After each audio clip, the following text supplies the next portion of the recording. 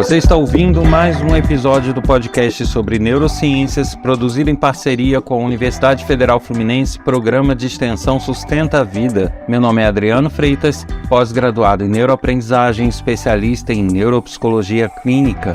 Neste episódio, a pergunta é: TDA ou acomodação?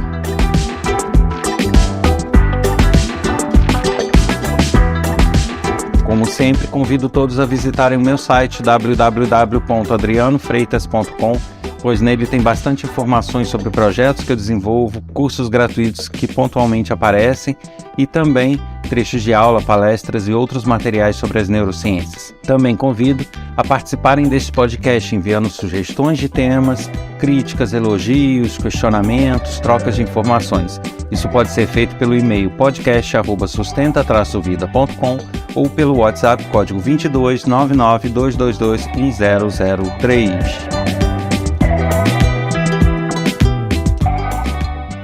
Pois é, e a pergunta, TDA ou acomodação? Por que dessa pergunta, desse tema? É comum a gente receber muitas mensagens questionando a respeito do TDA, do transtorno do déficit de atenção, que pode ser acompanhado de um H, TDAH, transtorno do déficit de atenção e hiperatividade. Geralmente querem saber como lidar ou como identificar. São sempre mais ou menos as mesmas perguntas. E eu já falei em outros episódios sobre o TDA e eu sempre tenho uma crítica, de que ele é muito super diagnosticado, super dimensionado. Eu não escondo essa minha posição, porque eu acho que ela é real e vários especialistas concordam comigo. Agora, deixando claro, em nenhum momento eu estou aqui afirmando que não exista o transtorno, que isso é uma invenção, que isso não existe de forma alguma. Eu sei que ele existe, eu sei que as pesquisas demonstram isso, e eu sei que de fato tem pessoas que possuem o TDA, o déficit de atenção. Mas o que eu questiono é a forma como ele tem sido diagnosticado, a maneira como ele tem sido tratado e também a facilidade, o uso dele como justificativa para várias coisas, inclusive para falta de educação, inclusive para uma educação inadequada, inclusive para uma rotina doméstica inadequada. Então eu sempre falei isso, falei em outros episódios, eu descrevi mais ou menos um pouco sobre o TDA já, mas eu retomo esse assunto devido ao grande volume de mensagens.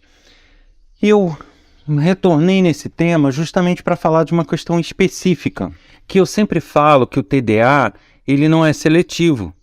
Se uma pessoa de fato tem TDA, ela vai tender a apresentar este comportamento de falta de atenção em tudo que ela faz. Ela vai ter dificuldade até em se divertir. Uma pessoa com TDA de fato, mesmo querendo assistir um filme no cinema, onde for, ela vai ter dificuldade de prestar atenção nesse filme. Tudo que acontecer ali na sala de cinema, alguém comendo uma pipoca, abrindo uma bala, ou se mexendo ou tossindo na cadeira, vai tirar ela do foco do filme. Da mesma forma, uma pessoa que gosta de futebol e tem um TDA, ele vai ter dificuldade em acompanhar a bola, em estar concentrado nas jogadas. Então, o TDA ele não é uma coisa seletiva, a pessoa só tem TDA na escola, só tem TDA no trabalho, isso não existe. O grande argumento contra isso é de que as pessoas que têm TDA, em alguns momentos, elas podem ter o chamado hiperfoco, algo que elas gostam muito, daí entra a liberação de dopamina, algumas endorfinas, e ela consegue focar naquilo ali. De fato, isso pode até ocorrer, mas nunca vai ser um foco 100%. Pode ter momentos de pico e momentos de melhora de acordo com o tipo de atividade que ela está fazendo. Mas isso não significa que ela vai ter 100% de melhora. Ela vai ter um comportamento exemplar em determinadas atividades porque ela gosta dessas atividades. Aí a gente já tem que desconfiar. E por que essa relação que eu fiz entre o TDA e a acomodação? Pelo seguinte, a gente pode confundir o TDA, e aí eu digo a gente, até especialistas E principalmente aqueles que não deveriam estar diagnosticando sozinhos, né? Porque eu já cansei de falar que o diagnóstico de TDA é, por sua natureza, um diagnóstico multidisciplinar. Um médico no consultório, um neurologista não deve diagnosticar TDA com base em perguntinhas que ele faz. Ele não é uma pessoa mais adequada a diagnosticar isso sozinho dentro de um consultório. Da mesma forma, um psicólogo sozinho, não. Então a gente precisa de uma equipe para poder ter o diagnóstico correto e sensato. Mas, mesmo assim, há uma possibilidade de confusão aí entre o TDA e uma simples questão de acomodação. Pode parecer surpreendente, mas existe. Por quê? De fato, como eu falei no caso do hiperfoco, algumas pessoas elas são muito suscetíveis a desviar a sua atenção ou desviar o seu foco para aquilo que beneficia elas de alguma forma, né? Que dispara aquele mecanismo de recompensa que eu falei que a gente tem, né? Que é o núcleo accumbente, a área tegmental ventral, lá que trabalham com a dopamina no nosso cérebro. E não só essa área, né? Já se sabe que o lobo parietal, o lobo temporal também estão envolvidos no foco, na atenção, mas eles são influenciáveis por essa liberação de dopamina, assim como todo o cérebro. Então, a gente começa a se perguntar, bom, será que algumas pessoas elas estão desgostando tanto de estudar ou de trabalhar que o cérebro delas está se acomodando e focando e criando recompensas para atividades que ela gosta e desbalanceando esse comportamento dela? Por exemplo, uma criança que está com raiva ou não quer estudar por algum motivo ou não gosta mesmo, mas que tem um videogame em casa que ela não tem restrições, ela usa quanto que ela quer. O cérebro dela vai tender a empurrar ela sempre para o videogame porque é algo que ela gosta, que agrada ela, que traz desafios novos, que traz simpatia para ela, traz um envolvimento emocional. Esse envolvimento emocional, essa empatia que ela tem com o videogame, vai fazer com que esse mecanismo de recompensa atue. Ao contrário da escola, que ela não gosta, não vai com a cara do professor, não vai com a cara dos colegas. Então, esse mecanismo de recompensa, ele calibra ou empurra o cérebro dela a se preocupar mais ou a ter mais resposta, feedback nas coisas que são para ele corretas e mais adequadas, que é o que ela gosta. E aí o comportamento dela na prática acaba sendo o de ter foco, ter atenção, ter cuidado, planejar comportamentos ligados àquilo que ela gosta, ao videogame ou a outras brincadeiras ou situações. E a ter total desinteresse, total falta de atenção naquilo que ela não tem nenhuma motivação, ela não tem nenhum mecanismo de recompensa atuando. Isso faz com que a atenção dela atue de uma forma bem seletiva, sabe? Que ela tenha bastante foco em coisas que agradam e pouco foco em outra. E aí isso somado à nossa incrível capacidade de nos acomodar em certas situações que estão favoráveis, faz com que o cérebro dela entre numa zona de conforto. Por isso é que eu falei de acomodação.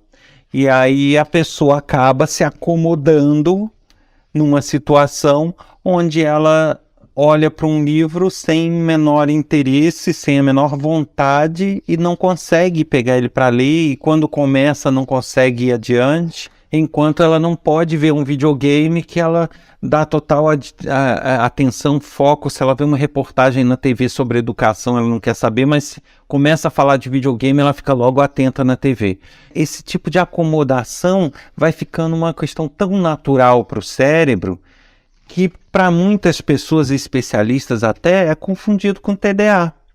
Pensa, não, ela tem déficit de atenção, ela não consegue focar. Não, na verdade ela não está sendo motivada a isso.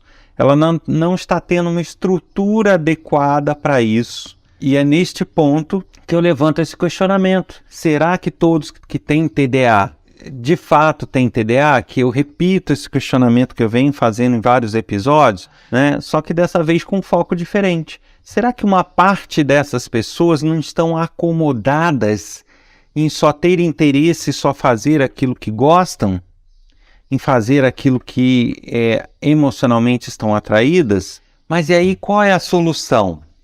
Qual é a solução? Remédio? Ritalina? Claro que não.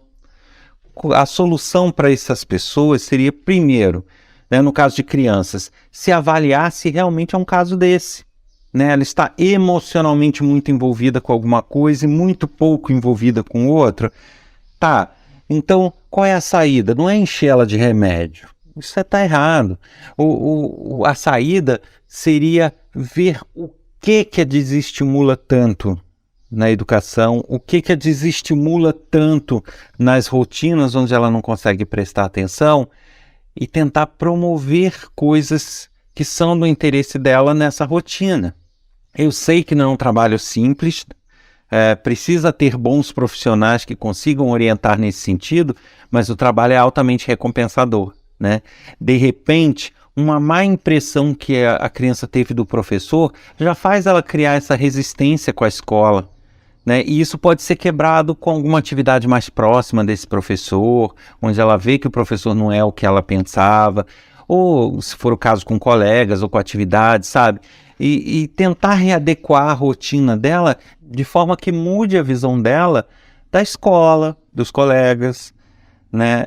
Eu estou falando aqui em teoria, eu sei que, mas falar é fácil, eu sei que não é tão simples assim, mas eu te garanto que é muito melhor do que entupir a criança de medicamentos, principalmente medicamentos do tipo Ritalina. Então, eu acho assim, eu vou repetir o alerta que eu sempre faço, né? Eu acho que é superestimado o diagnóstico de TDA, de transtorno do déficit de atenção. Ele existe, mas eu acho que não é na proporção que se diagnostica. E eu acho que, voltando ao tema desse podcast, sim, pode existir muitas crianças e até adultos acomodados numa situação em que só fazem aquilo que gostam, só se interessam por aquilo que gostam, e as tarefas desagradáveis são deixadas de lado, gerando uma acomodação.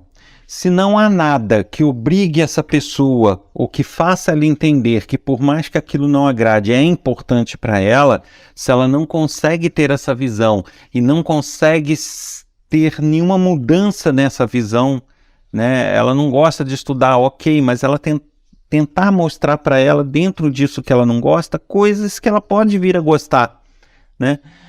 Se esse trabalho não é feito e ela fica nessa de não gostar disso, não liga, e gostar daquilo, dar toda a atenção naquilo, certamente ela vai crescer acomodada nessa situação, na zona de conforto, porque o cérebro vai querer trabalhar com aquilo que dá recompensa a ele e vai querer se afastar daquilo que não dá a recompensa. E nisso, isso repetidas vezes e por um longo período vai criar essa acomodação. Por fim, mesmo ela querendo, ela já vai ter muita dificuldade. Então é importante a gente ter esse cuidado, né? Eu vou voltar em outras ocasiões para falar de outras coisas que podem ser confundidas com TDA. Eu já falei no geral sobre o TDA, estou falando da acomodação, né, do gostar e do não gostar. E em breve eu vou voltar com outras coisas que a gente tem que observar antes de chegar num diagnóstico de TDA efetivamente. Mas o mais importante de tudo é a gente saber que o TDA existe. No meu entender, é superestimado o diagnóstico, mas que mesmo nos casos de TDA não são todos que precisam se entupir de medicação e que essas medicações têm sim os riscos, não são 100% seguras como afirmam, não.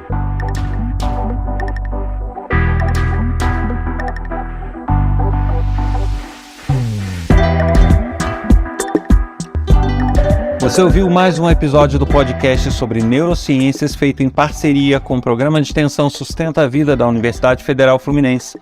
Meu nome é Adriano Freitas, pós-graduado em neuroaprendizagem, especialista em neuropsicologia clínica. Para escrever para a gente com dicas, críticas, sugestões, elogios, basta enviar uma mensagem para podcast@sustenta-vida.com ou mensagem de WhatsApp para o número 22 99222 1003. Aguardo vocês na próxima semana. Até lá!